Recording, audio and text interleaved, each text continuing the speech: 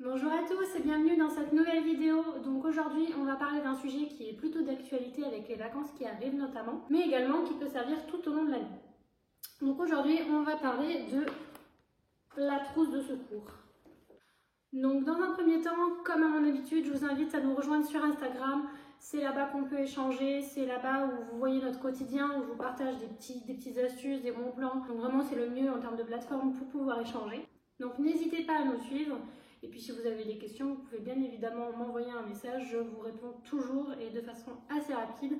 Donc n'hésitez pas à nous rejoindre là-bas. Donc pour le sujet du jour, je voulais vous parler de la trousse de secours. Parce que c'est vrai que personnellement, moi à l'époque, mauvaise élève, je n'en avais pas. Et puis l'année dernière, avant de partir en vacances l'été, où on allait faire pas mal de rando, je me suis dit que c'était quand même une bonne idée. Autant pour les chiens que pour nous. Donc je vais vous présenter moi ce que j'ai mis dedans. J'ai pas la science infuse, vous pouvez enlever les choses que vous ne jugez pas utiles. Vous pouvez en rajouter d'autres qui vous semblent pertinentes également. Donc c'est parti. Donc déjà, moi j'ai mis ça dans cette pochette, c'est une pochette que j'avais vue chez le vétérinaire, du coup c'est pratique, il y a tout dedans. Comme ça je peux la trimballer facilement, que ce soit en balade ou en vacances, on peut embarquer ça facilement. Et donc moi j'ai pris le parti de faire quelque chose qui va convenir aux chiens, mais également aux humains, parce que nous aussi on peut se blesser durant les randonnées par exemple. Donc j'ai fait quelque chose d'un peu mixte. Après là, je vais vous déballer ce que j'ai, mais il y a certains éléments qu'il faut que je rachète justement, ou que j'ai plus, qui sont rangés à droite à gauche dans la maison. Donc je vous mettrai des illustrations dans tous les cas si je ne les ai pas. Et puis je vous mettrai un petit récap en barre d'infos de ce que moi je préconise. Donc tout d'abord on va commencer par tout ce qui est soins. Donc le premier indispensable, le sérum Phi. Ça vraiment c'est indispensable, ça coûte 3 francs 6 sous. Et ça il faut toujours en avoir en balade, c'est vraiment le top. Donc avec le sérum Phi, vous pouvez nettoyer les yeux bien évidemment, mais s'il y a un petit bobo, vous pouvez donner un petit coup dessus, ça ne va pas faire de mal. Moi personnellement, je prends des dosettes, donc j'achète ça en pharmacie, hein, des unidoses. J'aime pas, même au quotidien, j'utilise pas les grandes bouteilles, je trouve ça moins pratique, j'utilise des unidoses. Et donc ça, bah, voilà, c'est très pratique. Ensuite, sous forme d'unidose également, j'ai de la chlorhexidine. Donc la chlorhexidine, c'est un désinfectant, donc vous pouvez prendre ça ou vous pouvez prendre d'autres types de désinfectants qui se présentent sous ce même format, pratique à emporter et pratique à utiliser. Voilà, moi j'ai pris la chlorhexidine, donc ça c'est bien en cas de blessure pour pouvoir nettoyer et désinfecter une plaie. Ensuite, ben, si jamais les chiens se blessent et que je dois utiliser mes mains, bien évidemment, un petit gel hydroalcoolique, voilà, ça prend pas de place, ça permet même si on va au restaurant ou quoi qu'est-ce, de pouvoir se nettoyer les mains rapidement, hein, vous le savez, le coco, on avait pris l'habitude. Et ensuite, en cas de blessure, un petit truc chaud-froid. Donc moi là c'est quelque chose plutôt pour utiliser à la maison puisque c'est un qui se passe au micro-ondes ou au congélateur, mais sinon vous en avez où en fait vous craquez, il y a des petites billes à l'intérieur et donc il y en a pour le chaud et il y en a pour le froid. Donc ça c'est très pratique en cas de blessure en fait pour soulager, en cas par exemple d'un petit souci musculaire pour détendre les muscles. Donc voilà, moi j'ai la version plutôt pour la maison, mais vous avez des versions à craquer qui marchent même en balade. Ensuite bien évidemment, bon là j'en ai pas, mais c'est bien de prendre pour les humains du Doliprane, voilà, un petit Doliprane toujours sur soi parce que c'est toujours en vacances où on n'en a pas mais qu'on en a besoin. Et enfin, alors là j'en ai plus parce que justement ça m'avait servi pendant les dernières vacances, du Procolin. Donc c'est un médicament pour les chiens qui est conseillé en cas de diarrhée notamment. À défaut, vous pouvez prendre du Smecta, je ne sais pas si j'en ai là. Vous pouvez toujours prendre du Smecta, déjà ça peut servir pour les humains. Et pour les chiens, vous pouvez en donner, alors prenez des goûts nature hein, pour les chiens et vous diluez en fait en regardant avec les proportions en fonction du poids. Ça dépanne bien, mais sinon voilà, vous avez des produits spécifiques aux chiens, mais si vous n'en avez pas, le Smecta, ça peut faire l'affaire et ça peut vous sauver la mise à vous ou votre chien. Donc voilà un petit peu tout pour ce qui est les soins. Maintenant, on va passer à tout ce qui est un plus matériel. En premier temps, bah là moi je l'ai pas parce qu'elle est dans ma salle de bain, avoir une pince à épiler plutôt fine de préférence pour les écharpes, que ce soit pour vous ou pour le chien. Parce que le nombre de fois où moi il se plante une petite épine dans les coussinets en balade et qu'après ils boitent jusqu'à ce que je leur enlève. Quand on a une pince à épiler, c'est tout de suite plus simple, donc vraiment ça à glisser dedans, c'est super pratique. Et également, indispensable si vous avez des chiens, vous devez en avoir plein vous aussi, des tire-tiques. Parce que c'est pareil, une tique, c'est pas grand chose à enlever, mais quand on n'a pas l'ustensile, c'est la galère. Donc un tire-tique, vraiment toujours à avoir sur soi. Ensuite, grand classique, des compresses. Voilà, les compresses, si on doit nettoyer une plaie que si on doit faire un pansement, des compresses, si ça saigne, ça prend pas de place, pareil. Toujours des petites compresses sur soi. Là j'en ai plus, mais une paire de gants c'est bien aussi parce que si vous êtes en balade ou quoi, vous avez les mains vraiment sales, le gel hydro il suffira pas à nettoyer si vous avez de la terre.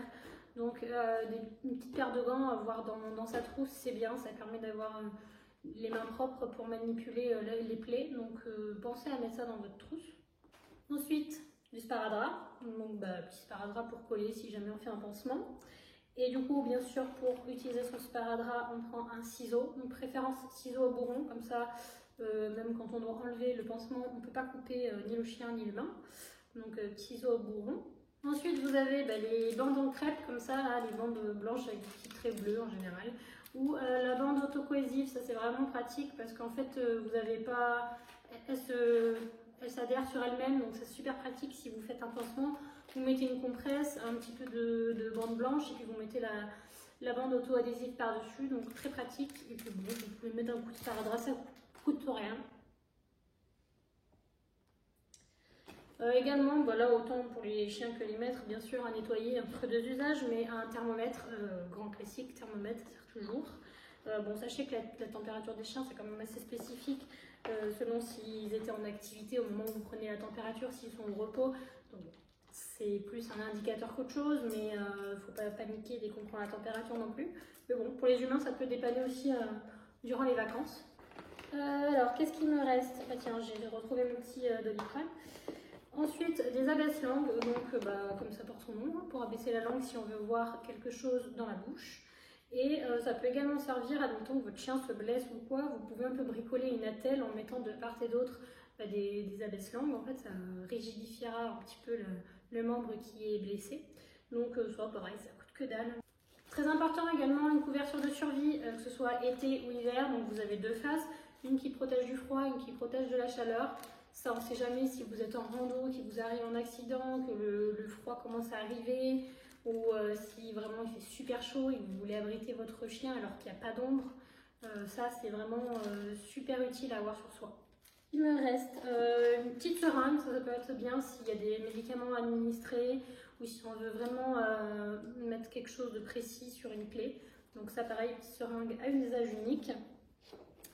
Moi j'avais glissé une petite poche congélation comme ça pour si jamais j'ai des soins à effectuer, après je mets tous les déchets dedans et j'embarque ça à part.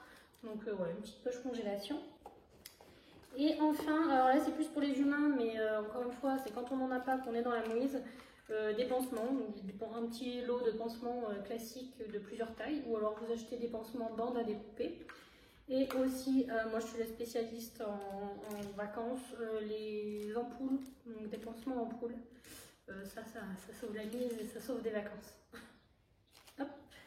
Et enfin, le dernier outil que je n'ai pas puisqu'il est dans mes affaires, c'est le coupe-griffe. Donc ça, pareil, si votre chien se blesse un petit peu, qu'il a la griffe un peu abîmée, ça permet de remettre à propre. Donc voilà un petit peu pour tout ce que je mets dans ma trousse. Tiens, elle est là ma pince épilée. Voilà un petit peu pour tout ce que je mets dans la trousse. Vraiment, bien sûr, c'est à adapter en fonction de vos besoins également, des activités que vous faites. C'est important que ça vous convienne. Bon, il y a quelques éléments de base, tout ce qui sert à faire des pansements, donc compresse, sparadrap et bande, ça c'est la base. Du désinfectant, du sérum Phi, et puis après vous complétez un petit peu avec ce que vous voulez. Voilà, j'ai voulu faire quelque chose qui convient tant aux humains qu'aux chiens, comme ça en vacances on prend ça. Et puis on a notre petit kit de survie, on va dire. Donc c'est toujours pratique. Ensuite, c'est toujours bien aussi d'avoir une gourde d'eau. De toute façon, en balade, normalement, vous avez une gourde d'eau, mais d'avoir de l'eau, si jamais il y a besoin de rincer quelque chose de très sale, ou même vous rincer les mains, c'est toujours mieux d'avoir un petit peu d'eau. Donc voilà pour cette vidéo. J'espère que ça aura pu vous aider si vous étiez un petit peu perdu sur le sujet. Sachez qu'en tout cas pour les humains, ça se vend des trousses de secours déjà toutes faites sur internet. Par exemple, moi j'avais commandé sur MediSafe, mais sinon vous pouvez aller en pharmacie également, vous pouvez composer vous-même, voilà, ou acheter tout fait. Certains vétérinaires proposent des petits kits de base. Par exemple, mon vétérinaire en avait proposé. Donc c'est votre choix, selon si vous voulez tout composer de A à Z vous-même ou si vous voulez acheter un petit peu des kits et puis les étoffer. Donc j'espère que ça aura pu vous aider. N'hésitez pas à me dire si vous pensez que j'ai pu oublier des choses ou si vous, il y a des choses qui vous ont été utiles et que dans ce cas-là, je pourrais les rajouter moi dans ma trousse.